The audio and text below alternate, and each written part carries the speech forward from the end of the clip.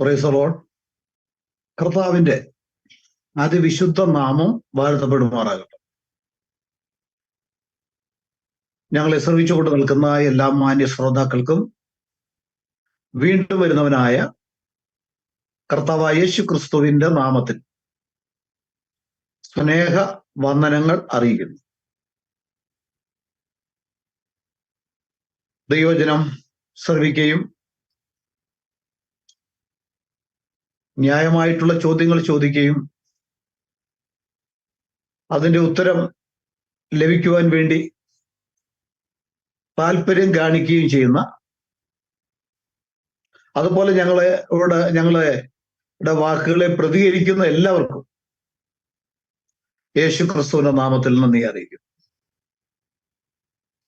ഇന്ന് ചിന്തിക്കാൻ പോകുന്ന ഒരു വിഷയം, ബൈബിൾ പഠിപ്പിക്കുന്ന ദൈവം അഥവാ യഹോവ. യഹോവ തന്നെ എപ്രകാരമാണ് വെളിപ്പെടുത്തിയിരിക്കുന്നത്? പഴയ നിയമത്തിൽ നമ്മൾ വായിക്കുമ്പോൾ യഹോവ വെളിപ്പെട്ട ചില രംഗങ്ങൾ നമുക്ക് കാണുവാൻ കഴിയും. യെശയ്യാ പ്രവചനം 45-ാം അധ്യായം 15-ാം വാക്യം വായിക്കുമ്പോൾ നമുക്കിങ്ങനെ വായിക്കുവാനായിട്ട് കഴിയുന്നു: ഇസ്രായേലിന്റെ ദൈവവും രക്ഷിതാവും ആയുള്ളവേ, നീ മറഞ്ഞിരിക്കുന്ന ദൈവമാകുന്നു സത്യം. അപ്പൊ ഇസ്രായേലിന്റെ ദൈവവും രക്ഷിതാവുമായുള്ളവൻ മറഞ്ഞിരിക്കുന്ന ദൈവമാണ്. ആരാണ് ഇസ്രായേലിന്റെ ദൈവവും രക്ഷകനും? നമുക്കെല്ലാവർക്കും അറിയാം, അത് യഹോവയാണ്.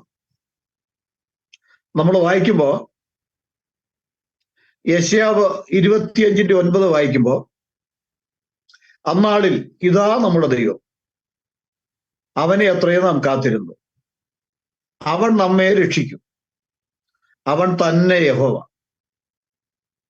അപ്പൊ ഇവിടെ വായിക്കുമ്പോ അന്നാളിൽ, ഭാവിയിൽ അല്ലെങ്കിൽ ഫ്യൂച്ചർ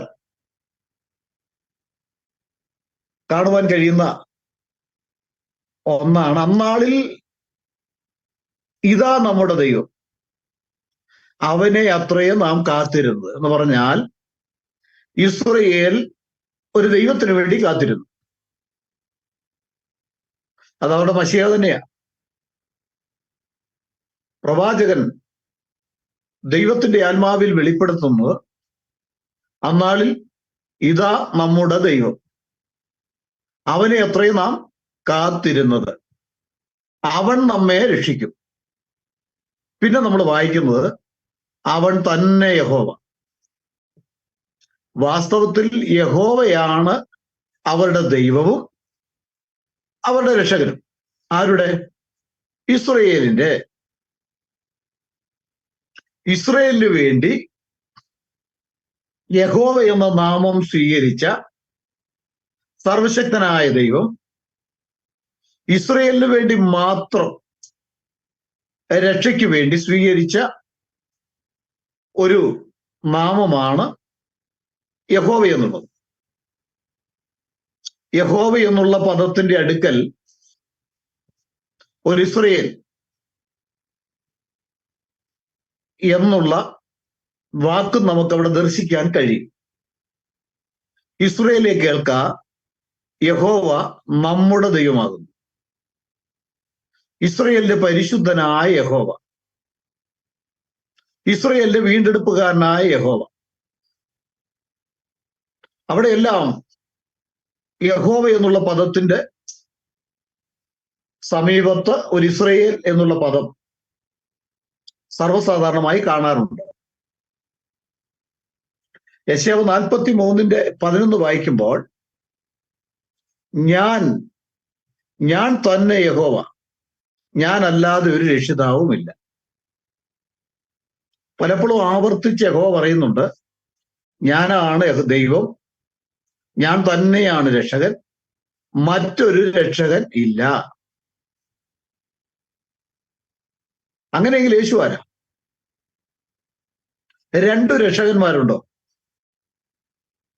നമ്മൾ പഴയ നിയമത്തിൽ കാണുന്ന രക്ഷകൻ യഹോവയായിട്ടും അന്നാളിൽ അവൻ നമ്മെ രക്ഷിക്കും എന്ന് ഭാവിയെക്കുറിച്ച് പ്രവാചകനിലൂടെ ദൈവത്തിന്റെ പരിശുദ്ധാത്മാവ് രേഖപ്പെടുത്തിയിരിക്കുന്നു.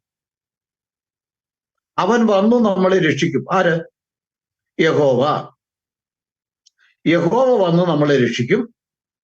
അവൻ നമ്മളെ രക്ഷിക്കും. അവൻ തന്നെ യഹോവ. അവനെ അത്രയോ നാം കാത്തിരുന്നു. അപ്പൊ ഇസ്രായേൽ കാത്തിരുന്ന യഹോവ വന്നോ? യഹോവ രക്ഷിക്കുവാൻ വന്നോ എന്ന് പരിശോധിച്ചാൽ വിശുദ്ധ ബൈബിൾ പഠിക്കുന്ന ഏതൊരു വ്യക്തിക്കും വന്നു എന്ന് ഗ്രഹിക്കുവാൻ കഴിയും. മത്തായി 1:21 വായിക്കുമ്പോൾ അവൻ തന്റെ ജനത്തെ അവരുടെ പാപങ്ങളിൽ നിന്ന് രക്ഷിപ്പാനിരിക്കൊണ്ട് നീ അവൻ യേശു എന്ന് പേരിടണം.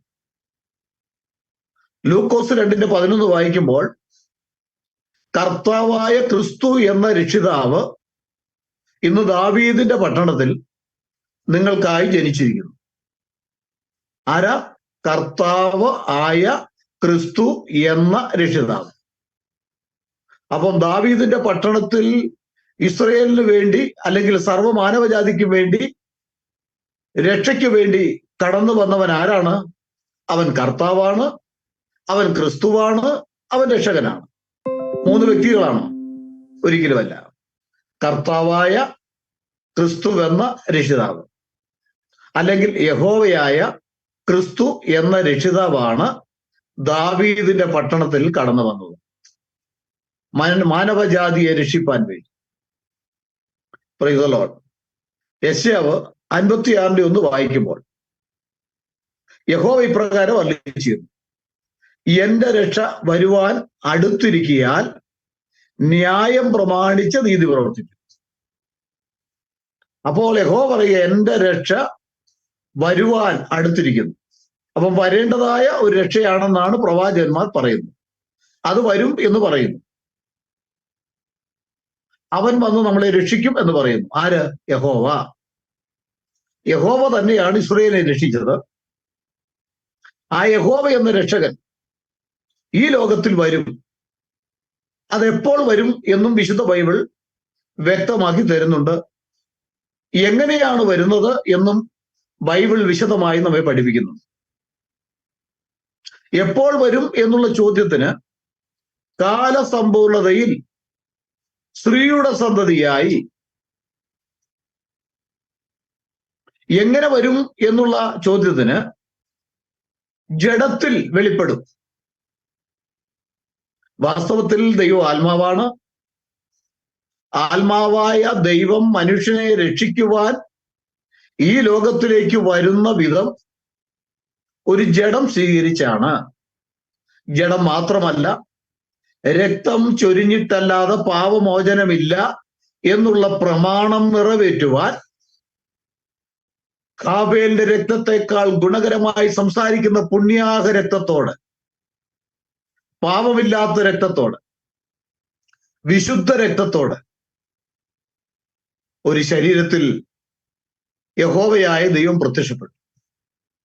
Price the lord. ഹല്ലേലൂയ. നമുക്ക് മത്തായിയുടെ സുവിശേഷം 11:27 നമ്മൾ വായിക്കുമ്പോൾ, അതിന്റെ ബി ഭാഗം വായിക്കുമ്പോൾ, പിതാവല്ലാതെ ആരും പുത്രനെ അറിയുന്നില്ല, പുത്രനും പുത്രൻ വെളിപ്പെടുത്തി കൊടുപ്പാൻ ഇച്ഛിക്കുന്നവനും അല്ലാതെ ആരും പിതാവിനെ അറിയുന്നില്ല. ഒന്ന് ചിന്തിച്ചേ. ബൈബിൾ പറയുന്നു പിതാവല്ലാതെ ആരും പുത്രനെ അറിയുന്നില്ല, പുത്രൻ വെളിപ്പെടുത്തി കൊടുക്കുവാൻ ഇച്ഛിക്കുന്നവൻ മാത്രമേ പിതാവിനെ അറിയുന്നു. പിതാവ് എന്നെ അയച്ചു, പിതാവ് എന്നേക്കാൾ വലിയവൻ, ഇതൊക്കെ കേട്ടുകൊണ്ട് ആ പിതാവ് ആരെന്ന് ഗ്രഹിക്കാതെ മുൻപോട്ട് പോകുന്ന വ്യക്തികളും പിതാവേ പിതാവേ പിതാവേ എന്നും പറഞ്ഞുകൊണ്ട് നടക്കുന്നു. ബൈബിൾ പറയുന്നു, എന്നെ കർത്താവേ കർത്താവേ എന്ന് വിളിക്കുന്ന ഏവനുമല്ല, അവന്റെ ഇഷ്ടം ചെയ്യുന്നവനാണ്. ഹല്ലേലൂയ. അപ്പോൾ പുത്രൻ വെളിപ്പെടുത്തി കൊടുത്തെങ്കിൽ മാത്രമേ പിതാവിനെ ഗ്രഹിക്കുവാൻ നമുക്ക് അവകാശമുള്ളൂ. പിതാവ് എന്നെ അയച്ചു, ഞാൻ പുറപ്പെട്ടു വന്നിരിക്കുന്നു എന്നൊക്കെ പറഞ്ഞാൽ അവിടെ പിതാവിനെ വെളിപ്പെടുത്തിയിട്ടില്ല. ഒരു യാഥാർത്ഥ്യം അവിടെ പറഞ്ഞത്. അപ്പോൾ നമുക്കറിയാം, യോഹന്നാന്റെ സുവിശേഷം 1:18 നമ്മൾ വായിക്കുമ്പോൾ, യോഹന്നാന്റെ സുവിശേഷം 1-ാം അധ്യായത്തിന്റെ 18-ാം വാക്യം, ദൈവത്തെ ആരും ഒരു നാളും കണ്ടിട്ടില്ല. ദൈവത്തെ കണ്ടിട്ടില്ലെന്ന് പറഞ്ഞാൽ ഈ പിതാവിനെ സംബന്ധിച്ച ദൈവത്തെ ആരും ഒരു നാളും കണ്ടിട്ടില്ല. പിന്നെ പറയുന്നത്,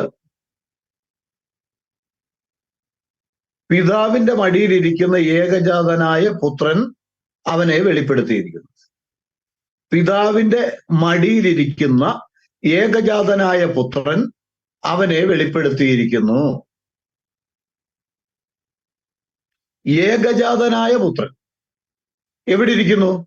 പിതാവിന്റെ മടിയിലിരിക്കുന്നു എന്നാണ് വിശുദ്ധ ബൈബിളിൽ നമ്മൾ നമ്മുടെ മലയാളം പുസ്തകത്തിൽ കാണുന്നു. എന്നാൽ അതിന്റെ ഇംഗ്ലീഷ് നമ്മൾ വായിക്കുന്ന അവസരത്തില് no men have seen God at any time. The only begotten Son, which is in the bosom of the Father, he hath declared him. Which is in the bosom of the Father. പിതാവിന്റെ bosom, പിതാവിന്റെ മടി എന്നല്ല പറഞ്ഞിരിക്കുന്നത്, അവന്റെ മാർവിലിരിക്കുന്ന എന്ന് പറഞ്ഞാൽ പിതാവ് ആയ ദൈവം ആത്മാവാണ്. ആത്മാവായ ദൈവത്തിന്റെ മാർവിൽ, ദൈവാത്മാവാ, ആത്മാവായ ദൈവത്തിന്റെ മാർവെന്ന് പറഞ്ഞാൽ ബോസം. ആ മാർവെന്ന് പറഞ്ഞാൽ ദൈവത്തിന്റെ പദ്ധതിയിൽ, ദൈവത്തിന്റെ ചിന്തയിൽ ഇരിക്കുന്നവൻ എന്നാണ് എൻ്റെ അർത്ഥം. നമ്മുടെ മലയാളം ബൈബിളിൽ മടി എന്നുള്ള പദം എങ്ങനെ വന്നു എന്ന് എനിക്ക് അറിഞ്ഞുകൂടാ. ബോസം എന്ന് പറയുമ്പോൾ പിതാവാരാ? ദൈവാത്മാവാ. ആത്മാവായ ദൈവത്തിന്റെ പദ്ധതിയിൽ, അവന്റെ ചിന്തയിൽ ഇരിക്കുന്ന പുത്രൻ അല്ലെങ്കിൽ പുത്രത്വം എന്ന് തന്നെ കൊടുക്കാം, അവനെ വെളിപ്പെടുത്തിയിരിക്കുന്നു. ആമേൻ, ഹല്ലേലൂയ.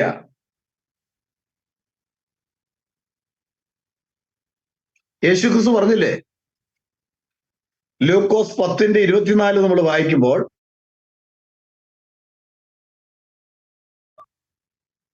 അനേക പ്രവാചകന്മാരും രാജാക്കന്മാരും ഇത് കാണുവാൻ അവരിച്ഛിച്ചു, അവരാഗ്രഹിച്ചു, എന്നാൽ അവർ കണ്ടില്ല. അപ്പൊ കാണാത്തവർ കാണുവാൻ ഞാൻ വന്നിരിക്കുന്നു എന്ന് യേശു. ആരാണ് ദൈവത്തെ കാണാൻ ആഗ്രഹിച്ചത്? പഴയ നിയമ പ്രവാചകന്മാര്, രാജാക്കന്മാർ കാണുവാൻ ആഗ്രഹിച്ചു, അവർ കണ്ടില്ല. അവർ വളരെയധികം കൊതിച്ച ഒന്നാണ് ദൈവത്തെ കാണണം. അവരാരും ദൈവത്തെ കണ്ടിട്ടില്ല. നമ്മൾ ഉൽപ്പത്തി പുസ്തകം 1:1 വായിക്കുമ്പോൾ,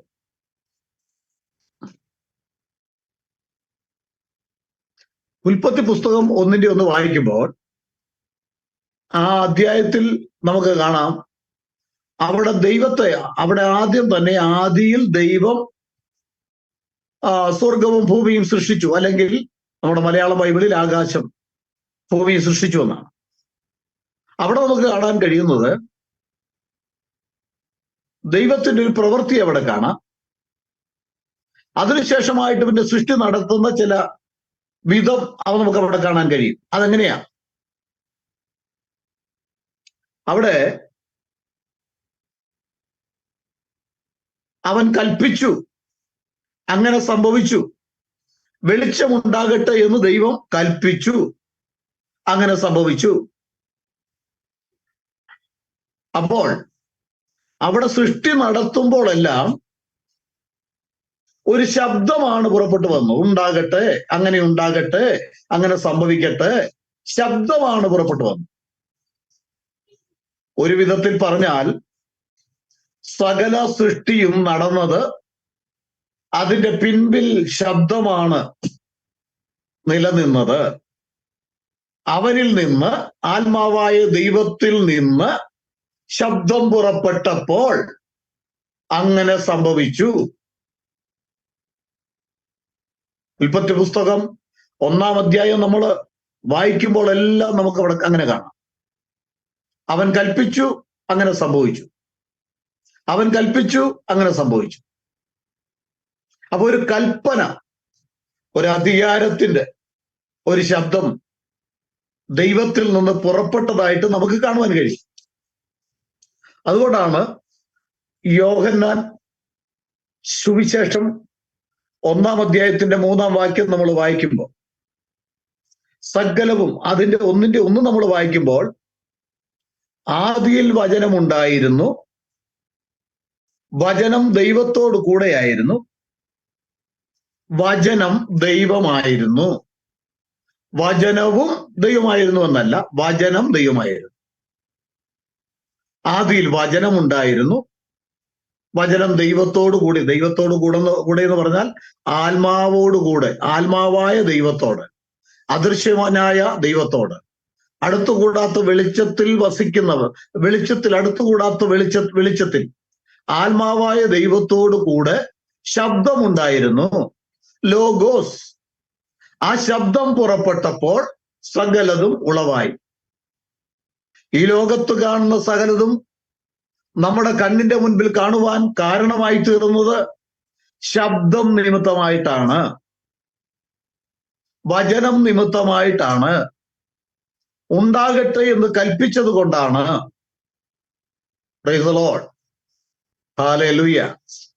എബ്രയർ 11:3 വായിക്കുമ്പോൾ നമ്മൾ വ്യക്തമായിട്ട് അവിടെ ഇങ്ങനെ വായിക്കുന്നു: ഈ കാണുന്ന ലോകത്തിന് ദൃശ്യമായതല്ല കാരണം.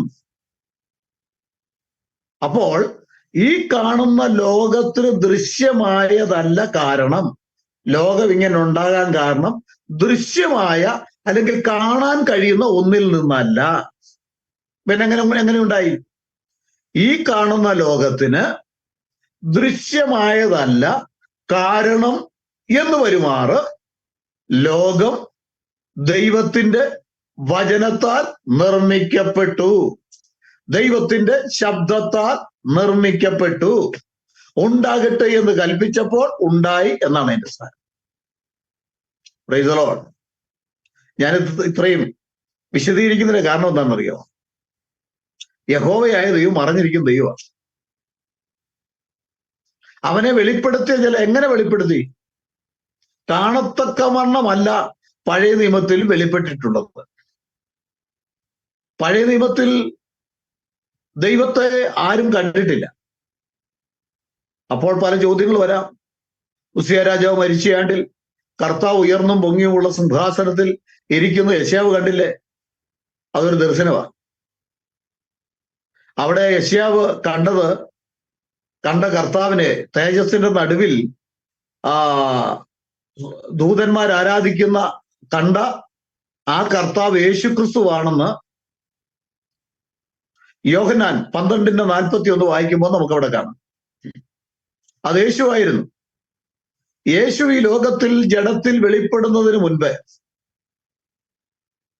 തന്നെ കുറിച്ച് കണ്ട ദർശനമാണ്. ഹല്ലേലൂയ. സ്വപ്നത്തിലൂടെ കണ്ടിട്ടുണ്ട്, ദർശനത്തിലൂടെ കണ്ടിട്ടുണ്ട്.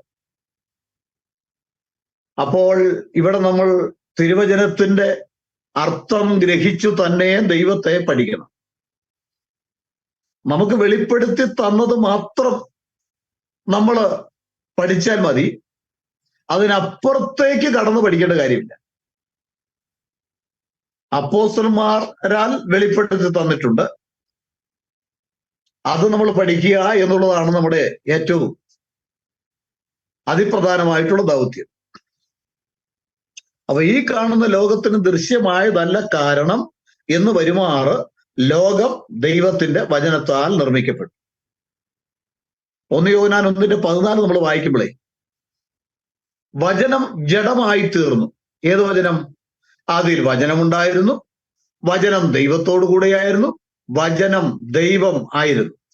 ആ വചനം ജഡമായി തീർന്നു. ദൈവം ജഡമായില്ല, വചനമാണ് ജഡമായത്. വചനം ജഡമായി തീർന്നു, കൃപയും സത്യവും നിറഞ്ഞവനായി നമ്മുടെ ഇടയിൽ പാർത്തു. വചനം എന്തിനാ ജഡമായി തീർന്നത്? ആത്മാവായ ദൈവം വസിക്കാൻ. അതാണ് തീമോഥെയോസിന്റെ ലേഖനത്തിൽ നമുക്ക് കാണുവാൻ കഴിയുന്നത്. God was manifest in the flush. ദൈവം ജഡത്തിൽ വെളിപ്പെട്ടു. ഏതു ദൈവം? അങ്ങനെ ചോദിക്കേണ്ട ആവശ്യം ഇല്ല. ദൈവം ഒരുവൻ മാത്രം. ദൈവമോ ഒരുത്തൻ മാത്രം. അത് ആത്മാവായ ദൈവം, ആർക്കും കാണാൻ കഴിയാത്ത, അടുത്തുകൂടാത്ത വെളിച്ചത്തിൽ വസിക്കുന്ന അദൃശ്യനായ ദൈവം.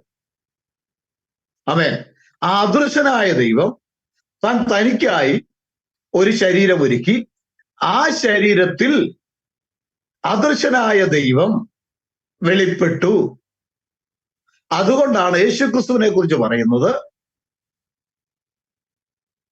കൊലോസ്യർ 1:15, അവൻ അദൃശ്യനായ ദൈവത്തിന്റെ ദൃശ്യരൂപമാണ്. അദൃശ്യനായ ദൈവത്തെ കാണാൻ വേണ്ടി നിങ്ങൾ കാണുന്ന കണ്ണ് ഭാഗ്യമുള്ളത്. അനേകർ പ്രവാചകന്മാരും രാജാക്കന്മാരും ഇത് കാണുവാൻ ഇച്ഛിച്ചു, അവർ കാണുവാൻ കഴിഞ്ഞില്ല. ഹല്ലേലൂയ, ദൈവത്തിന് സ്തോത്രം. അതുകൊണ്ട് എന്നെ കേൾക്കുന്ന മാന്യ സ്നേഹിതരെ, വചനം ജഡമായി തീർന്നു, കൃപയും സത്യവും നിറഞ്ഞവനായി നമ്മുടെ ഇടയിൽ പാർത്തു. ഞാൻ പ്രാരംഭത്തിൽ വായിച്ചുവല്ലോ, യോഹന്നാൻ 1:18. ദൈവത്തെ ആരും ഒരു നാളും കണ്ടിട്ടില്ല, അവന്റെ മടിയിലിരിക്കുന്ന ഏകജാതനായ പുത്രൻ അവനെ വെളിപ്പെടുത്തി. ഏകജാതനായ പുത്രൻ എന്ന് പറയുന്നിടത്ത് ഗ്രീക്ക് വാക്ക് മോണോ ജീനസ് തിയോസ് എന്നാണ് അവിടെ പറയുന്നത്. മോണോ എന്ന് പറഞ്ഞാൽ ഒന്ന്, മോണോജീനസ് എന്ന് പറഞ്ഞാൽ ജനറ്റിക്, പാരമ്പര്യമായി. തിയോസ് എന്ന് പറഞ്ഞാൽ ഗോഡ്, ദൈവം എന്ന് പറഞ്ഞാൽ ദൈവത്തിന്റെ പാരമ്പര്യത്തിൽ എത്ര പേരുണ്ട്? ദൈവമോ ഒരുത്തൻ മാത്രം. ഇസ്രയേലിൽ കേൾക്ക, യഹോവ നമ്മുടെ ദൈവമാകുന്നു.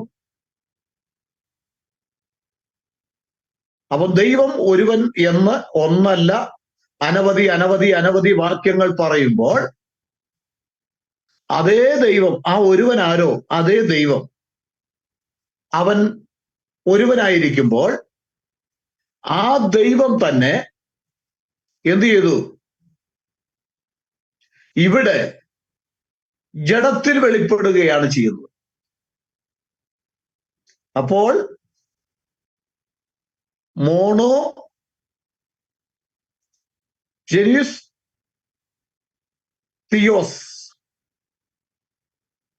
ഏകൻ മാത്രമുള്ള ആ പാരമ്പര്യത്തിൽ ഏകൻ മാത്രമേ ഉള്ളൂ. അവൻ തൻ്റെ ഏകജാതനായ പുത്രൻ, ഏകജാതനായ പുത്രൻ എന്ന് പറഞ്ഞാൽ ഏകൻ മാത്രമുള്ള അവൻ ഒരു പുത്രത്വം എടുത്തു വന്നു എന്നാണ് അതിന്റെ അർത്ഥം. അവൻ ജഡത്തിൽ വെളിപ്പെട്ടു എന്ന് തന്നെയാണ് അതിന്റെ അർത്ഥം, ആത്മീയ അർത്ഥം. മറ്റൊരുവനല്ല വന്നു, മറ്റൊരുവൻ വരാൻ മറ്റൊരുവൻ ഇല്ല അവിടെ. കാരണം ആവർത്തന പുസ്തകം 32-39 വായിക്കുമ്പോൾ there is no God with me, എന്നോടുകൂടെ മറ്റൊരു ദൈവമില്ല. അത് ചെറിയവനോ വലിയവനോ ആയിട്ട് മറ്റൊരു ദൈവമില്ലെന്ന് അവിടെ പറയുക. എനിക്ക് മുൻപൊരു ദൈവമില്ലെന്നും എനിക്ക് ശേഷം ഒരു ദൈവമില്ലെന്നും എന്നെ പോലെ ഒരുവനില്ലെന്നും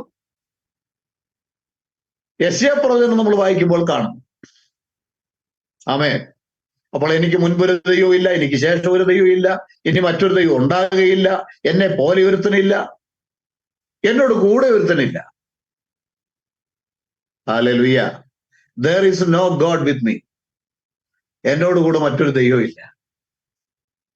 അങ്ങനെയെങ്കിൽ ഏകൻ മാത്രമുള്ള പാരമ്പര്യത്തിൽ നിന്ന് മനുഷ്യനെ രക്ഷിക്കുവാൻ, രക്ഷകനായിട്ട് വരുവാൻ, രക്തം ചൊരിഞ്ഞിട്ടല്ലാതെ പാവമോചനമില്ല എന്നുള്ള ദൈവത്തിന്റെ വചനം നിറവേറ്റിക്കൊണ്ട് മക്കൾ ജഡരക്തങ്ങളോട് കൂടിയവരാകൊണ്ട് അവനും അവരെ പോലെ ജഡവും രക്തവും സ്വീകരിച്ച് കടന്നു വന്നു. എന്തിനു വേണ്ടി? രക്തം ചൊരിഞ്ഞിട്ടല്ലാതെ വിമോചനമില്ല. അതിനു വേണ്ടി രക്തമെടുത്തു. പിന്നെ ജഡത്തിൽ കഷ്ടം അനുഭവിച്ചു. അപ്പോൾ യേശു ക്രിസ്തുവിന്റെ ജഡത്തിലാണ് കഷ്ടം അനുഭവിച്ചത്. ദൈവമല്ല കഷ്ടം അനുഭവിച്ചത്. യേശു ക്രിസ്തു ദൈവമാണോ? അതെ. പക്ഷേ അവനൊരു ജഡം സ്വീകരിച്ചത് കൊണ്ട് ആ ജഡത്തിൽ കഷ്ടം അനുഭവിച്ചു. ജഡത്തിലാണ് മരണശിക്ഷ. അവന്റെ ജഡത്തിൽ ആ ദൈവത്തെ ആരും കൊന്നിട്ടൊന്നുമില്ല. ദൈവത്തെ കൊല്ലാനും കഴിയില്ല.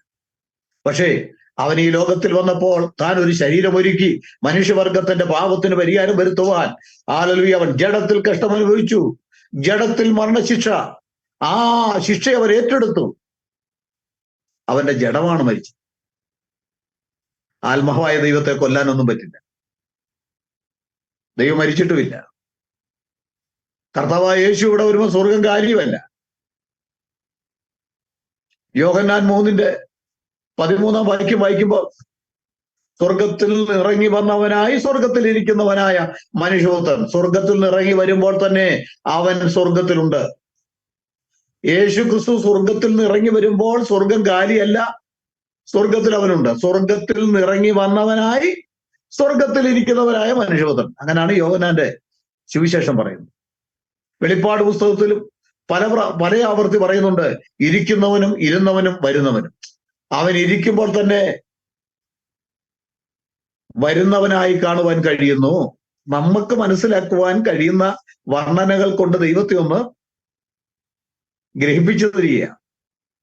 സ്വർഗത്തിൽ ഇരിക്കുന്നവനായി സ്വർഗത്തിൽ ഇറങ്ങി വന്നവനായി സ്വർഗത്തിൽ ഇരിക്കുന്നവനായ, അങ്ങനെ ഞാനൊന്നുകൂടെ വായിക്കാം വാക്യം. യോഹന്നാൻ 3:13 ഞാനൊന്ന് വായിക്കട്ടെ. സ്വർഗത്തിൽ നിന്ന് ഇറങ്ങി വന്നവനായ സ്വർഗത്തിൽ ഇരിക്കുന്നവനായ മനുഷ്യപുത്രനല്ലാതെ ആരും സ്വർഗത്തിൽ കയറിപ്പോയിട്ടില്ല. അപ്പൊ സ്വർഗത്തിൽ നിന്ന് ഇറങ്ങി വന്നവനായി സ്വർഗത്തിൽ ഇരിക്കുന്നവനായ, സ്വർഗത്തിൽ നിന്ന് ഇറങ്ങി വരുമ്പോഴും അവൻ സ്വർഗത്തിൽ ഇരിക്കുന്നുണ്ട്. ഞാനോ ലോകാവസാനത്തോളം എല്ലാ നാളും നിങ്ങളോട് കൂടെയുണ്ട്. നിങ്ങൾ എവിടെ ഇരിക്കുന്നുവോ അവിടെ അവനുണ്ട്. ഹല്ലേലൂയ. എന്നവൻ ഇവിടെയുണ്ട്. അപ്പോൾ തന്നെ നിങ്ങൾ ഇത് കേൾക്കുന്ന എവിടെ ഇരിക്കുന്നുവോ അവിടെയും അവനുണ്ട്. അത് 2, 3, 4, 5 ഒന്നും ദൈവമല്ല. അവന്റെ സാന്നിധ്യം അവിടെയുണ്ട്. അവ സ്വർഗത്തിൽ ഇരിക്കുമ്പോൾ തന്നെ സ്വർഗത്തിൽ നിന്ന് ഇറങ്ങി വരുവാനും സ്വർഗത്തിലേക്ക് കയറി പോകുവാനും കഴിയുന്ന ഒരേ ഒരു ദൈവമുണ്ടെങ്കിൽ അതാണ് കർത്താവായ യേശു ക്രിസ്തു. ആമേൻ. ഇരിക്കുന്നവനും ഇരുന്നവനും വരുന്നവനുമായവൻ, ആയവർ എന്നല്ല. ഇരിക്കുമ്പോൾ തന്നെ ഇരിക്കുന്നവനും ഇരുന്നവനും വരുന്നവനും, ഇരിക്കുന്നവനും ഇരുന്നവനും വരുന്നവനും എല്ലാം കർത്താവായ യേശുവാണ്. Price the Lord. നമ്മൾ ആരാധിക്കുന്ന ദൈവം അത്ഭുതങ്ങളുടെ ദൈവമാണ്. നമ്മൾ ആരാധിക്കുന്ന ദൈവം അതിശയമുള്ള ദൈവമാണ്. Hallelujah.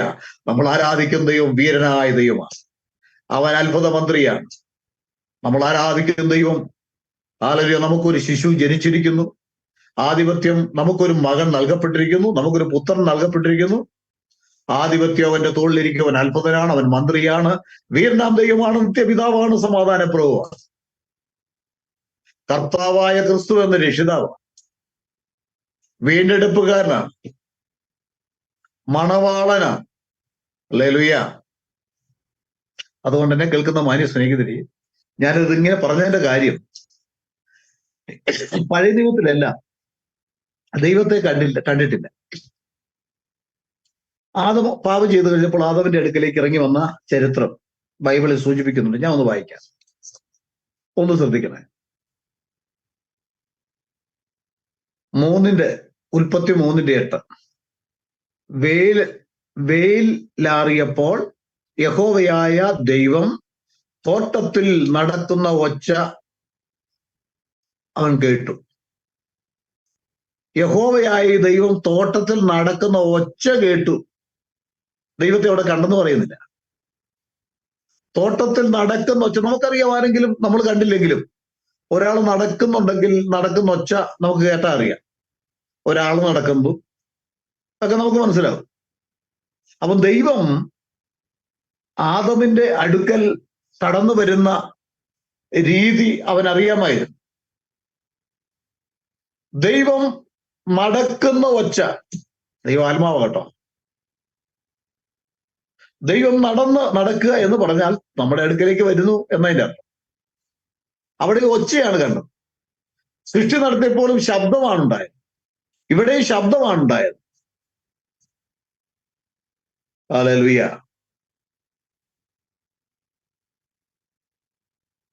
They heard the voice of the Lord walking in the garden in the cool of the day. നടന്നു വരുന്ന ഒച്ച, വോയിസ് ആണ് കേട്ടത്. ദൈവത്തെ കണ്ടില്ല. അതാണ് യഹോവ മറഞ്ഞിരിക്കുന്ന ദൈവമാണെന്ന്. ഇസ്രായേലിന്റെ ദൈവമായ യഹോവ മറഞ്ഞിരിക്കുന്ന ദൈവമാകുന്നു സത്യം. യെശയ്യാവ് 45:15 നമ്മളത് വായിച്ചതാ പ്രാരംഭത്തിൽ. അങ്ങനെ നമ്മൾ ബൈബിളിൽ നോക്കുമ്പോഴേ ദൈവശബ്ദം, അബ്രഹാം ദൈവശബ്ദം കേട്ടു. ഞാൻ നിന്നെ കാണിപ്പാനിക്കും ദേശത്തേക്ക് പോകാൻ പറഞ്ഞു. അവിടെ ദൈവത്തെ കണ്ടുവന്നില്ല. ദൈവത്തെ കണ്ടതുപോലെ ഉറച്ചു നിന്ന കണ്ടോ. അവിടെയെല്ലാം ദൈവശബ്ദമാകുക. അപ്പൊ ദൈവം അവർക്ക് പ്രത്യക്ഷമാകുന്ന, ഭക്തന്മാർക്ക് പ്രത്യക്ഷമായ പല സന്ദർഭം. ഉദാഹരണം മോശയെ എടുത്തേ. മോശ എങ്ങനെയാ കണ്ടത്? പുറപ്പാട് ദിവസം 3:4 വായിക്കുമ്പോൾ ദൈവം മുൾപടർപ്പിന്റെ നടുവിൽ നിന്ന് മോശയെ മോശയെ എന്ന് വിളിച്ചു. അവിടെ ദൈവത്തിന്റെ സാന്നിധ്യം ഉണ്ടാകുമ്പോൾ അവിടെ ഒരു പ്രകാശം ഉണ്ടായത്, ഒരു വലിയ തീ കത്തുന്ന പോലെ ഒരു അനുഭവം.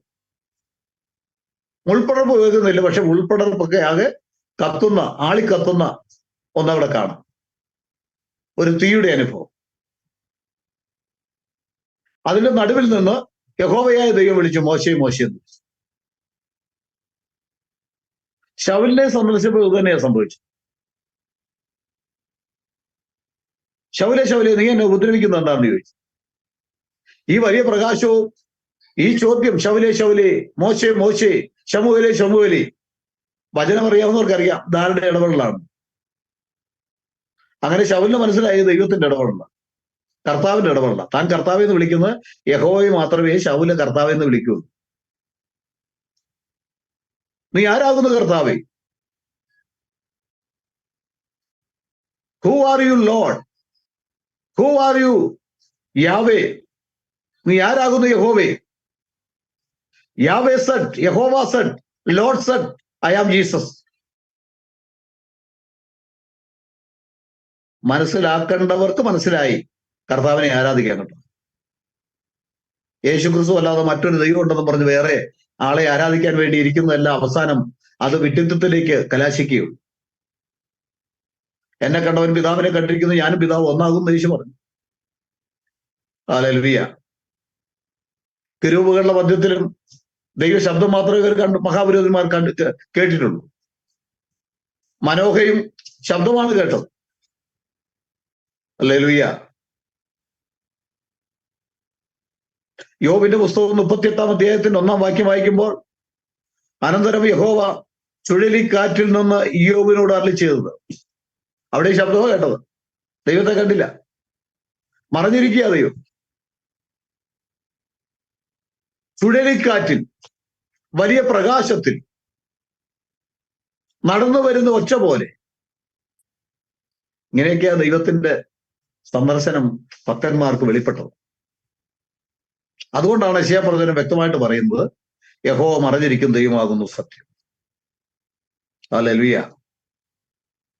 എബ്രായ ലേഖനം 1:1 വായിക്കുമ്പോൾ, ദൈവം പണ്ട് ഭാഗമായിട്ടും വിവിധമായിട്ടും പ്രവാചകന്മാർ മുഖാന്തരം പിതാക്കന്മാരോട് അരുളി ചെയ്തിട്ട് ഈ അന്ത്യകാലത്ത് പുത്രൻ മുഖാന്തരം നമ്മോട് അരുളി ചെയ്തിരിക്കുന്നു. പുത്രൻ മുഖാന്തരം നമ്മോട് അരുളി ചെയ്തിരിക്കുന്നു. ദൈവം പണ്ട് ഭാഗമായി കുറേശ്ശെ ദൈവത്തിന്റെ അതേ ശക്തിയിലും അതേ പ്രഭാവത്തിലും നമ്മുടെ അടുക്കലേക്ക് വരാൻ പറ്റില്ല. ശബ്ദമായിട്ടും ഒരു കാറ്റായിട്ടും പ്രകാശമായിട്ടും ഒക്കെ വന്നിട്ടുള്ളത്. അതാണ് എബ്രായ ലേഖന കർത്താവ് പറയുന്നത്, ദൈവം പണ്ട് ഭാഗം ഭാഗമായിട്ടും വിവിധമായിട്ടും പ്രവാചകന്മാർ മുഖാന്തരം പിതാക്കന്മാരോട് അരുളി ചെയ്തിട്ട് ഈ അന്ത്യകാലത്ത് പുത്രൻ മുഖാന്തരം നമ്മോട് അരുളി ചെയ്തിരിക്കുന്നു. ഈ അന്ത്യകാലത്ത് പുത്രൻ നിമിത്തം അതുകൊണ്ടല്ലേ എന്നോട് കേട്ട പിതാവിന്റെ വാഗ്ദത്തത്തിനായി നിങ്ങൾ കാത്തിരിക്കണമെന്ന് പറഞ്ഞു. എന്ന് പറഞ്ഞാൽ എന്നോട് കേട്ട പിതാവിന്റെ വാഗ്ദത്വം എന്ന് പറഞ്ഞാൽ എന്നിൽ നിന്ന് കേട്ട പിതാവിന്റെ വാഗ്ദത്വം. എന്തുകൊണ്ടാണ് യേശുവിൽ നിന്ന് പിതാവിന്റെ വാഗ്ദത്വം കേൾക്കുവാൻ കാരണം?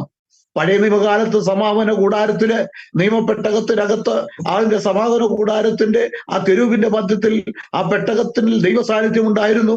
ആ പെട്ടകത്തെ നോക്കിക്കൊണ്ട് അവര് പറയും, യഹോവേ എഴുന്നേൽക്കണമേ, ഞങ്ങളുടെ ശത്രുക്കൾ ചിതറിപ്പോകട്ടെ. ആ പെട്ടകത്തെ നോക്കിക്കൊണ്ട് ദൈവമേ എന്ന് വിളിച്ചുവെങ്കിൽ ഈ പുതിയ നിയമകാലത്ത് ഈ ദൈവം സ്വീകരിച്ച ഈ ശരീരത്തെ, ഈ ജഡത്തെ, ഈ പുത്രത്തെ നോക്കിക്കൊണ്ട് എന്റെ പിതാവേ എന്ന് വിളിക്കുവാനുള്ള ആത്മധൈര്യം നമുക്കുണ്ടാകണം. അതാണ് യഥാർത്ഥ ദൈവമക്കൾ ഒരു ക്രിസ്ത്യാനിയെ സംബന്ധിച്ച്.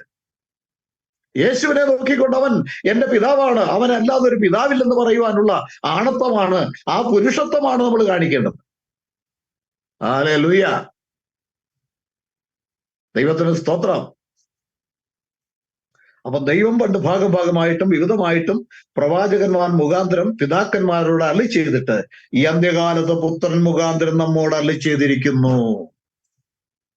യേശുവിലൂടെ അല്ലാതെ മറ്റൊരു പിതാവിനെ നോക്കിയിരിക്കുന്നവർ ഒടുവിൽ ലജ്ജിക്കേണ്ടി വരും. എല്ലാ നാവും യേശുവിനെ കർത്താവെന്ന് വായ് കൊണ്ടേറ്റ് പറയേണ്ടി വരും. അതിനുശേഷമേ അവർ നിത്യ നരകത്തിലേക്ക് പോകും. അവരെ കൊണ്ട് ഈ വായ് കൊണ്ട് ഏറ്റു പറയിപ്പിച്ചിട്ട് വിടുകയുള്ളൂ. ഇന്ന് അത് ഏറ്റു പറഞ്ഞാൽ നീ രക്ഷിക്കപ്പെടും. യേശുവിനെ കർത്താവെന്ന് വായ് കൊണ്ട് ഏറ്റു പറഞ്ഞാൽ നീ രക്ഷിക്കപ്പെടും. യേശുവാണ് എന്റെ ദൈവം, യേശുവാണ് എന്റെ അപ്പൻ, അവനാണ് എന്റെ പിതാവെന്ന് ഏറ്റു പറഞ്ഞ് എന്റെ പാപം ക്ഷമിക്കുവാൻ അവന് കഴിയും. ആ ആത്മാവായ ദൈവം പാപത്തിന് പരിഹാരം വരുത്തുവാൻ ഒരു ജഡം സ്വീകരിച്ച് ഒരു മനുഷ്യരൂപം വേഷത്തിൽ മനുഷ്യനായി കടന്നു വന്നവനാണ് യേശു ക്രിസ്തു എന്ന് വിശ്വസിച്ച് അവന്റെ പരമയാഗത്തിൽ വിശ്വസിച്ച് നീ യേശുവിനെ കർത്താവെന്ന് വായ് കൊണ്ട് ഏറ്റു പറഞ്ഞ് നിന്റെ പാപങ്ങൾ ഉപേക്ഷിച്ചാൽ നീ രക്ഷിക്കപ്പെടും. Price the Lord. അതുകൊണ്ട് പഴയ നിയമത്തിൽ മറഞ്ഞിരിക്കുന്ന ദൈവം, പഴയ നിയമത്തിൽ മറഞ്ഞിരുന്ന ദൈവം വെളിപ്പെട്ടു പുതിയ നിയമത്തിൽ. എവിടെ? ജഡത്തിൽ വെളിപ്പെട്ടു. God was manifest in the flush. ദൈവം ജഡത്തിൽ വെളിപ്പെട്ടു. അതാണ് കർത്താവായ യേശു ക്രിസ്തു. ക്രിസ്തു എന്നത് ദൈവമർമ്മമാണ്. യേശുവിനെ നോക്കിക്കൊണ്ട് എന്റെ പിതാവേ എന്ന് വിളിക്കുവാനുള്ള ആത്മബലമാണ് ഒരു ക്രിസ്ത്യാനിക്ക് ആവശ്യം. യേശു ക്രിസ്തു വെളിപ്പെടുത്തി പിതാവിനെ. ഞാനും പിതാവ് ഒന്നാകുന്നു, എന്നെ കണ്ടവൻ പിതാവിനെ കണ്ടിരിക്കുന്നു, വേറെ പിതാവിനെ എങ്ങനെ കാണിച്ചു തരുമെന്ന് വെല്ലുവിളിച്ചു ചോദിച്ചിരിക്കുക യേശു ക്രിസ്തു. ആ വെല്ലുവിളി എന്നും നിങ്ങളുടെ ഹൃദയങ്ങളിൽ ആഞ്ഞടിക്കുന്നുണ്ട്. യോഹന്നാൻ 14-ാം അധ്യായം വ്യക്തമായിട്ട് വായിക്കുമ്പോൾ യേശു ചോദിച്ചിരിക്കുന്നു, ഞങ്ങൾക്ക് പിതാവിനെ കാണിച്ചു തരണമെന്ന് പറഞ്ഞ ഫിലിപ്പോസിനോട് പറഞ്ഞു, ഞാൻ പിതാവിനെ വെളിപ്പെടുത്തുന്ന നാഴിക വരുന്നു. ആ വെളിപ്പെടുത്തിയ സന്ദർഭത്തിൽ പറയുകയാണ്, ഞാനും പിതാവ് ഒന്നാകുന്നു, എന്നെ കണ്ടവൻ പിതാവിനെ കണ്ടിരിക്കുന്നു. ഫിലിപ്പോസേ, വേറെ പിതാവിനെ പിന്നെ എങ്ങനെ കാണിച്ചു തരുമെന്ന് ചോദിച്ച ആ ചോദ്യം നിങ്ങളുടെ ഹൃദയത്തിൽ ആഞ്ഞടിക്കുന്നുണ്ടെങ്കിൽ യേശുവിനെ സ്വന്തം രക്ഷകനും ദൈവവും പിതാവും വീണ്ടെടുപ്പുകാരനുമായി സ്വീകരിച്ച് കർത്താവിന്റെ രാജ്യത്തിൽ പോകുവാൻ ഒരുങ്ങുക. ദൈവം എല്ലാവരെയും അനുഗ്രഹിക്കുമാറാകട്ടെ.